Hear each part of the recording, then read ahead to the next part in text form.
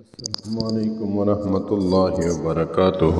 سیدہ امی عائشہ صدیقہ رضی اللہ تعالی عنہ سے مروی ہے کہ رسول اللہ صلی اللہ علیہ وآلہ وسلم نے ارشاد فرمایا، بے شک آدمی حسن اخلاق کے ذریعے رات کو قیام کرنے والے اور دن کو روزہ رکھنے والے کا درجہ پا لیتا ہے۔ والسلام علیکم ورحمۃ اللہ۔ سبحان اللہ۔ ان دو عورتوں کا ذکر آپ نے سنا ہوگا علماء سے۔ علماء فرماتے ہیں ایک عورت بد اخلاق تھی، اس کے صوم و صلات بہت تھے، لیکن دوسری جو ہے صوم و صلات کم تھے، با اخلاق تھی۔